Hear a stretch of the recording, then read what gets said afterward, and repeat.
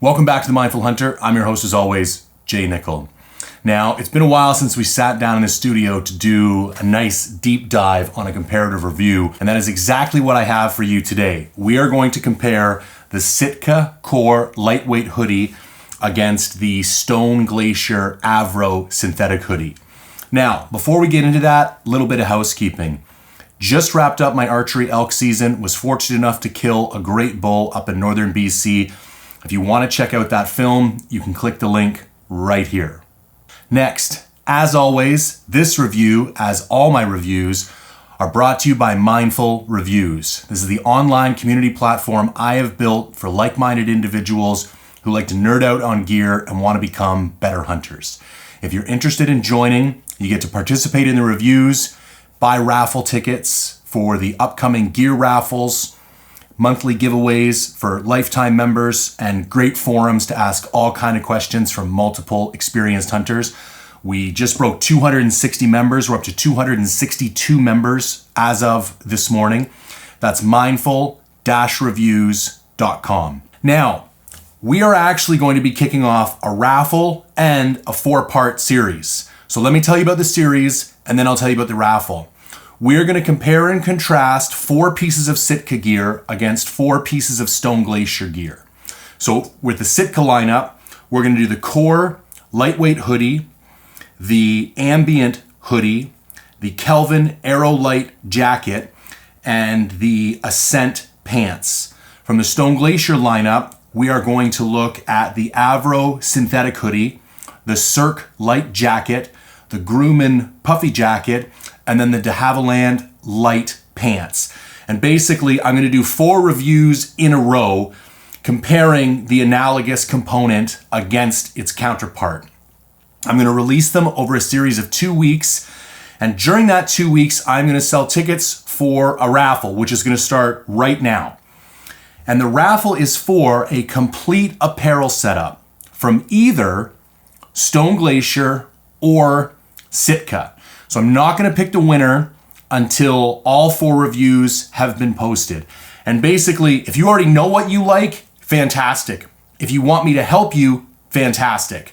But basically, you get to build a 4-piece kit from one of these manufacturers. So you get a pair of pants, a base layer, a dynamic insulation layer, and a static insulation layer. And that's exactly what we're looking at in each of these. Now, the 4 pieces I have chosen from each lineup, they have other options. So not only do you get to pick the manufacturer of choice, you also get to pick the 4 pieces of choice.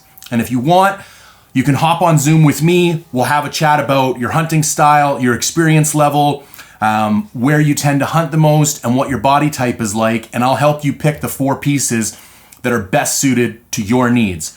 So that raffle is going to be open right now. To participate in that raffle, you need to be a member of Mindful Reviews. So if you're already a member, you've already gotten a notification. If you're not a member yet, mindful-reviews.com. You can pause the video, go to the link in the description. The raffle is live now. However, if you're watching this video in the future, I will keep the description updated with the status of the raffle. So if it's multiple weeks after this has been originally posted, most likely the raffle is closed. So check the description below to make sure the raffle is still open before you go ahead and join to get tickets. Now, I still recommend joining, but I would hate for somebody to join and then there'd be no tickets available, and that was the sole reason that they joined. I get it. Maybe you just want to participate in the raffle. But the moment the raffle tickets sell out, I will update the tickets below. Now, here's what I'm going to do. Normally I release all the raffle tickets at once. I am actually going to reserve some of the raffle tickets for the release of each video. So if you're watching the 2nd, 3rd, or 4th video in this series, there will always be some new tickets released on that day. It will never exceed the total amount of tickets allocated for the raffle. The odds will be very, very high. And the price per ticket and number of raffle tickets available will be posted at mindful-reviews.com. So there's that 4-part series, 4 head-to-head reviews back-to-back, 1 big raffle, complete apparel setup. You got any questions? Drop them in the comments below, or hit me up on Instagram, mindful_hunter. All right, now that we got that out of the way, let's look at these two pieces. Now, a bit of a disclaimer here. I have run this Sitka Core Lightweight Hoodie for many years. I'm thinking possibly 3 years now. So I have an in-depth, intimate working knowledge of this particular piece of gear. I only ran the Stone Glacier Hoodie for 2 weeks. Now, I was able to get it out for a couple of single-day scouting trips down here in the lower mainland, and then I ran it for the entirety of my archery elk hunt. So I feel like I have enough field experience to give it a fair review, but keep that in mind, it's a little imbalanced. Now, while I would have loved to wear the Stone Glacier for the equivalent amount of time I wore the Sitka, I'm not going to delay this gear review for 2 years while I wear this on a variety of hunts. I will be wearing this primarily for the rest of the year, and I will update via Instagram and potentially a YouTube video if I discover anything particularly noteworthy. Now, the other thing that I've done is I have a couple close friends whose opinion I trust a great deal who've been running this particular piece for quite some time. And I had a couple of in-depth conversations with them to find out, are there any things I'm missing? Are there any durability issues? So I will work that information into this review moving forward. So overall, we looked at 12 different categories across these two pieces. Those are price, weight, materials, warmth, breathability, durability, fit and feel, construction, features, options, packability, and odor resistance. As always, the winner of each category gets a 1, the loser in the category gets a 2. The product with the lowest score at the end technically wins the review. Now, a bit of a spoiler alert, there is no winner in this particular review, and there will be no winners across all 4 reviews in this 4-part series. It has been very interesting experience because each layer in your system is designed to help solve a suite of problems. Now, how that layer or how that garment goes about adding to the system and aiding to solve that suite of problems, it can change. And that's what I think Sitka and Stone Glacier here have done. The common goal was the same, like an adaptive layering system that manages moisture well, retains heat when necessary, evacuates it when necessary. However, they've done it very differently. So you will notice I'm going to be doing a lot of like, if you're this kind of person, you're going to like this. If you're that kind of person, you're going to like that. Because I'm going to come right out in the gate and say, I don't believe that either of these pieces is black and white superior than the other. I think there are things that each of these garments do differently and somewhat better than the other, but overall, and you're gonna see, I'm kind of like, this is a very long drawn out explanation. You'll see where I'm going once I get into the review. As I call out each of these characteristics and who would benefit them and from them and who might get annoyed by them. But there is technically a winner on this, but it's not like, in some of my reviews, it's like, you know, I look at 6 spotting scopes and it's like, listen, overall, this is the best spotting scope in my opinion. I'm not going to say that with these 2 base layers. I am going to give you a set of circumstances under which I think each of these garments would perform superior compared to the other. All right, let's dig into the actual details. First category, price. Now, one of these garments is vastly superior compared to the other garments in that regard. So the Sitka Core Lightweight Hoodie clocks in at $129 US, and the Stone Glacier Avro clocks in at $79 US. So to put this in relative terms, the Core Lightweight is 60% more expensive than the Avro. So right now, if you are a budget-conscious hunter, the Avro is a steal compared to the Core Lightweight. Following that, we get into the weight of the 2 garments. Core Lightweight is 7.3 ounces, and the Avro is 10.9 ounces. So again, in relative terms, that means that the Avro is 50% heavier than the Core Lightweight. Another way to say that is the Avro is equivalent to 1.5 or 1.5 Core Lightweights. So pretty significant difference there. And you're gonna see in some of the categories coming up how that plays out and affects some of the features. Materials. Now, this I found quite shocking because I had thought, based on fit and feel, that there was going to be a significant difference in the underlying materials, and there is not. Both of these garments are 100% polyester. Now, the one caveat to that being, the face mask in the Core Lightweight is made out of 88% polyester and 12% elastane. And I can't comment on the UV protectant of the Lightweight. They didn't mention in their marketing collateral. But the Avro is UPF 43 plus. So that blocks 95% of UV rays. Also, the weight of the Avro is 145 grams per square meter. I'm not sure the weight on the Core Lightweight, but I can tell you it's significantly less. Now, I'm gonna get into fit and feel later, but I wanna describe why I thought there was a significant difference in the underlying materials. There is significantly less stretch in the Core Lightweight compared to the Avro, and the Core Lightweight has that classic kind of scratchy polyester feel, whereas the Avro is a very comfortable garment. Like, it's smooth against your skin, it drapes very well. Now, again, I'll get into this more later, but if you had asked me without looking at marketing collaterals, I would have assumed that the Core Lightweight had a higher polyester content due to the fit and finish. And they're always advancing like yarning and looming technologies with making textiles. And so I've never felt a 100% polyester garment as comfortable as a Stone Glacier. But that being said, it's a tie for the actual materials because from a technical standpoint, they are both 100% polyester. So I can't say that the material itself is superior to the other in any way. So let's look at warmth.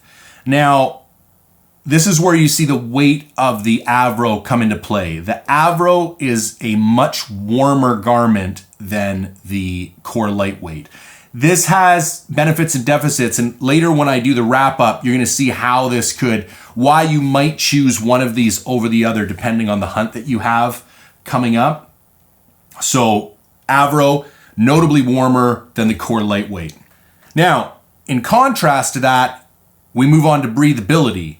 The Core Lightweight is significantly more breathable than the Avro. Now, for breathability, I looked at kind of two functions, and that's moisture management and wind protection. Because the more porous you make a garment, the better it's going to be at wicking and evacuating moisture, but the worse it's going to be at protecting you from the wind. And I should say, that's when we're discussing single layer garments. When we get to things like the Cirque Light Jacket and the Ambient Hoodie, because they're layering different fabrics on top of each other, we can kind of get the best of both worlds to some degree. But in single layer garments, typically, the better it evacuates moisture, the less wind protection it's going to have. So while the moisture management and the breathability is much higher in the Core Lightweight, it also doesn't give you nearly as much wind protection, but it does dry significantly faster than the Avro. Okay, durability. Again, it's difficult for me to comment on durability because I ran one for 2 years and one for essentially 2 weeks.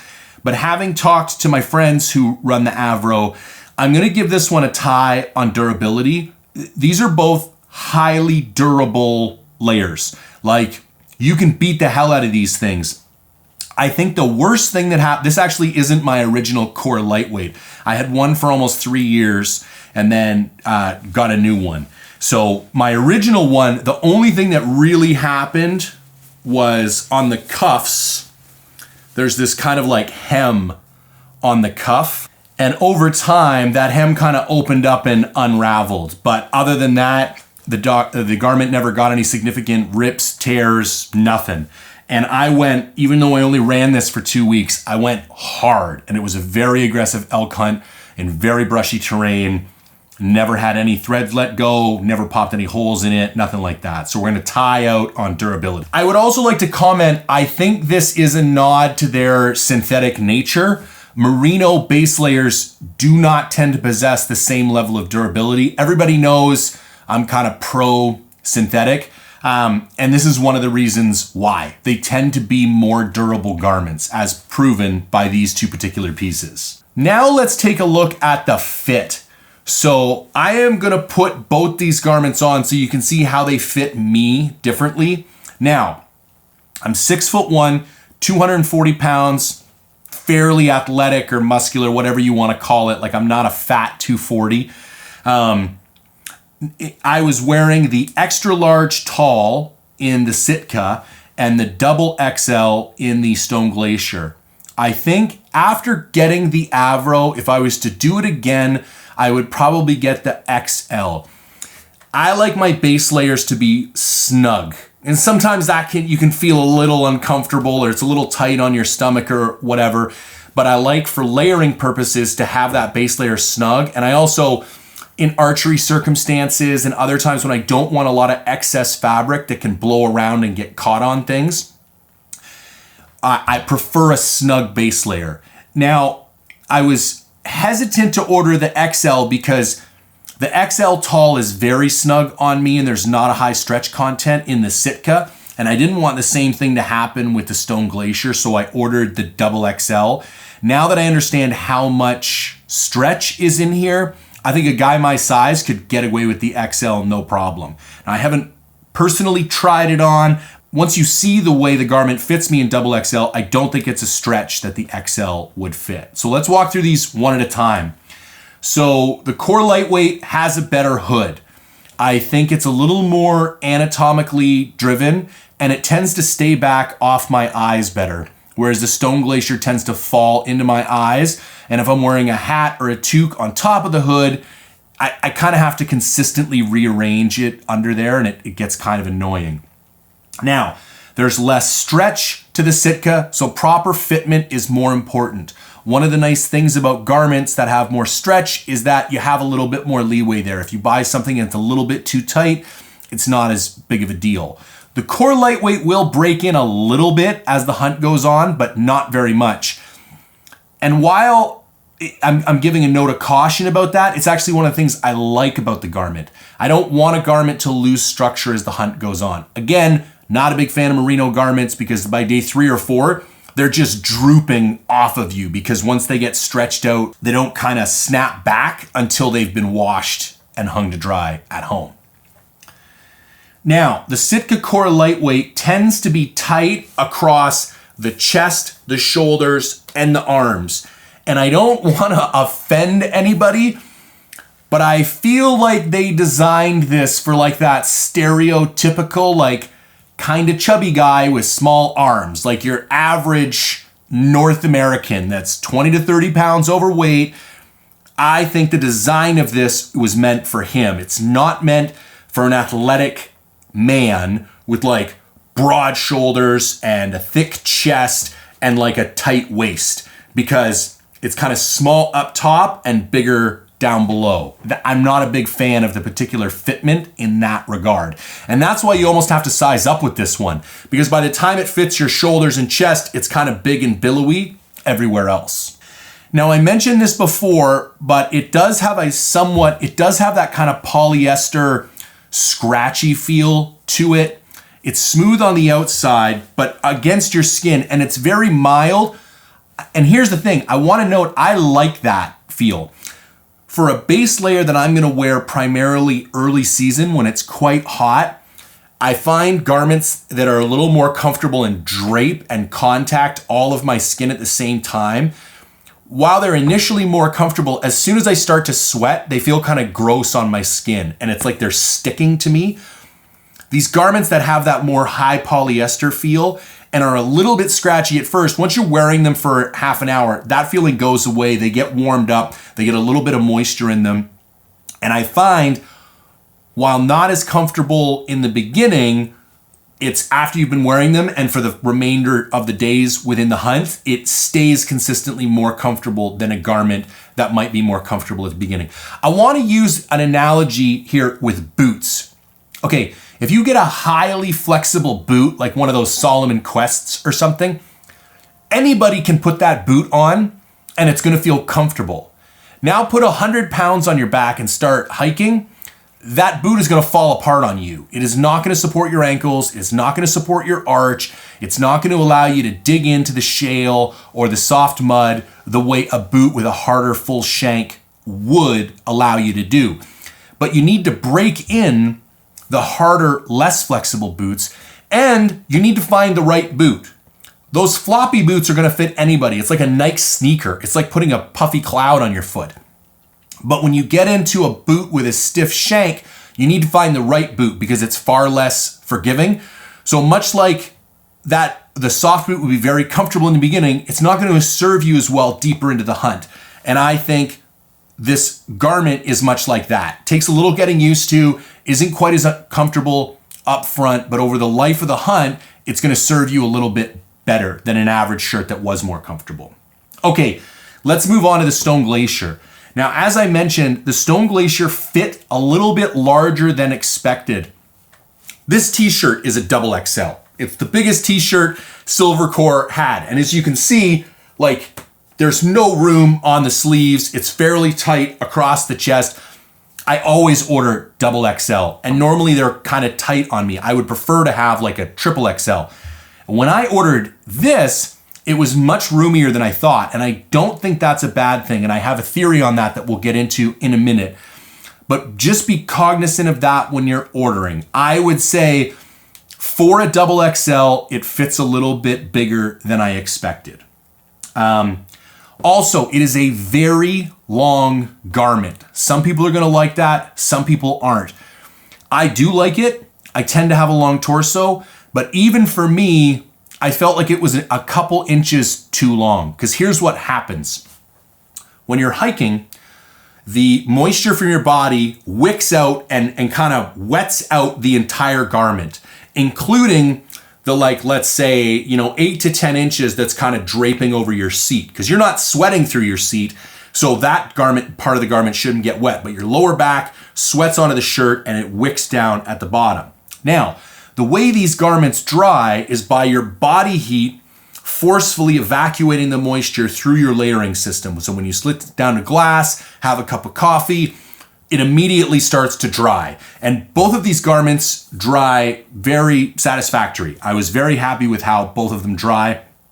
The Core Lightweight dries significantly faster, but this is still a very well-drying garment, except for that, like, bottom 8 to 10 inches that goes around your seat and then around the front of your pelvis. And the reason for that is it's not getting any body heat. So when I would really notice this is like I was done hunting in the day and I would get in the truck and then my shirt would ride up and I would sit back in the truck and I would just have this damp, gross shirt feeling across my lower back. Now, you're at the truck, you could change your shirt if you really wanted to. I mean, it's not the end of the world. But if I was going to offer constructive feedback, I would say that bottom portion could probably be 2 inches shorter. And I would think that then that bottom section would dry quicker because it wouldn't be as far away from the portions of your body that are exuding body heat, which is going to dry the garment. Now, if you're like me and you like longer, this is a better fit than this. The Stone Glacier is a better fit than the Sitka.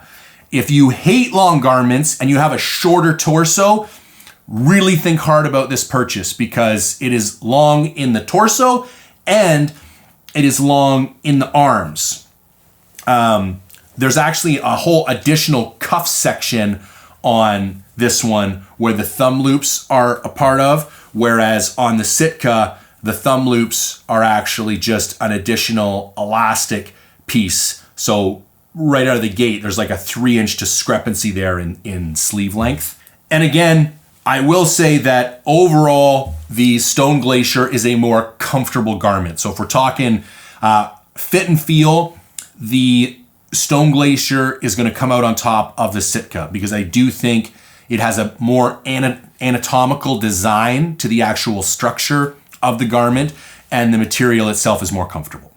Okay, let's move on to construction. Now, I am a fan of as few seams as possible. I feel this way in boots, in shelters, in almost anything that is put together from different materials. And the Sitka kind of has a single body panel construction, whereas the Avro hoodie has multiple body panels. Now, the benefit of this is that Stone Glacier is able to use those body panels in order to create a more athletic fit, which let it win the last category. So each of those seams presents a potential point of failure. Now, I don't think they're going to blow apart at the seams. I don't know anybody who has, but again, it's just a point to note. Another point on the seams is that the pattern and the density on the Stone Glacier of the seams is tighter and beefier than that on the Sitka. However, even after 2 weeks, the Stone Glacier has shown signs of fraying on the seams where there has been no signs of fraying on the Sitka. And I have worn this one, I think maybe around 30 days in the field this year, and there's no signs of fraying whatsoever. So while both garments are made out of 100% polyester, I would argue there is likely some type of difference in the thread material because one is fraying and the other is not. Now, one thing that kind of bugs me about Sitka garments is that they don't dip the ends of their draw cords in rubber. So you can see here on the Stone Glacier, they rubberize the end of the cords that are on the zippers. So what happens is this little knot that they tie here can never come undone and you can't lose this cord. Now already on the Sitka, I didn't touch this one at all. I went to go do the review and I looked down and you can see that this one is already opening. So if I'm very careful, I can kind of feed it back through and I can retighten the knot. But what tends to happen, and I know this is like small finicky stuff, but listen, if I'm paying $130 for a shirt, you better, take care of the small finicky stuff. Already on multiple zippers on my Sitka gear, one of these knots has come undone and then I don't pay attention. A couple weeks later, I look down and the string is just gone. And it's not the end of the world. You can put a new one in. You can still grab this with your thumbnail. It's not like it breaks, but it's just one of those things that's slightly annoying. So despite that one annoyance of the plastic dipped cords, I am going to give the construction edge to Sitka simply because the fraying of the seams kind of bothers me a little bit. I think that's something, I see that a lot on merino garments, but I don't really see a need to have that on synthetic garments. And again, it appears to be just aesthetic, not functional. So it's not a deal breaker for me, but it does give Sitka the edge in this particular category. So if we're gonna look at feature set, other than all the things we've already mentioned, the only real difference here is that there is a chest pocket in the Sitka, and the Sitka has the face mask, which if you are doing things like, elk or whitetail hunting or something where, turkey hunting, where you're hyper concerned about your appearance, most people aren't really gonna care. And it is a bit of a pain to put on in the heat of a moment type of deal, but it's there. So as far as additional features, Sitka again is gonna slightly take an edge here. Now, let's look at options. So I looked at two particular elements here, and that was the number of sizes available and the number of colors available. So Sitka has 8 colorways available, 5 of those being different camos and 3 of those being solids. And Stone Glacier has 2 colors available, and they are both solids, no camos. Now, Sitka offers 7 sizes from medium up to triple XL, and one of those sizes is an extra large tall, which I think is a particularly popular size because it's like bigger guys with longer arms. And I think there's a lot of us out there who fit that particular description. And the Stone Glacier only has 5 sizes available. I'm going to get into this in more depth when I start looking at pants and other things, but there is a trend where Sitka is going to have more options than Stone Glacier. Part of this is that Sitka's apparel line is significantly larger than Stone Glacier. They're just kind of an order of magnitude bigger of a company, so they can handle more SKUs. More options within each garment creates greater cost because you have to carry more inventory. You have to design more pieces. You have to worry about the logistics and the supply and demand of more SKUs within your overall product offering. So just by nature, the more options you offer, the more expensive things get. And so while Sitka offers more customized options, it could be one of the things that accounts for their greater price. But again, because of the increased availability of sizing and colors, and I do think camo is a deal breaker for some people. Some people, again, who are hunting those highly visually sensitive animals are going to feel I'm only comfortable in a base layer that offers a camo option. Now, the bull that I just shot, I was standing less than 20 yards from, and he stared at me for a solid 60 seconds, and I was wearing this base layer. So I've always been a diehard camo guy, and I'm kind of going back on that. The one piece of advice Kurt gave me when I interviewed him on a podcast that I will give to you is that he thinks silhouette is more important than camo. So he's like, as long as your backpack is a different color than your top layer, and your top layer is a different color than your bottom layer, and your bino pack is a different color than your base layer, you're providing a broken silhouette. You don't look like one brown blob or one gray blob. And he thinks that might be more important than like the micro of how the camo plays. I don't have a definitive decision or piece of advice on that particular characteristic, but it's just something to keep in mind. If you're a die-hard camo guy, you're probably going to end up with a Sitka. Okay, up next, let's talk about packability. Now, this is not rocket science. The Stone Glacier is longer, heavier, and thicker than the Sitka. So when we stack them up similarly beside each other, I would say, just qualitatively here, the Sitka is probably 30% more packable than the Stone Glacier. However, I don't think this is really that important because it's a base layer. So you're probably going to be wearing the thing 100% of the time anyways. However, I still thought it was important to note. Finally, we're going to move on to Odor. Now, both of these are synthetic, so they are not going to have the same odor fighting properties as a merino. However, both of these garments have been treated with polygene or polygiene. I'm not sure exactly how you're supposed to pronounce that. Now, this is essentially a silver salt finish that they put on the garments that has antimicrobial properties. And it's like a trademarked product. And both garments use the exact same odor fighting product. So in my experience, they have equivalent odor fighting properties. I would say around day 6 to 7, that sharp kind of stinging odor you tend to get when you've been in the bush for too long without having a shower. I would say it takes about 6 or 7 days to reach that point with both of these garments.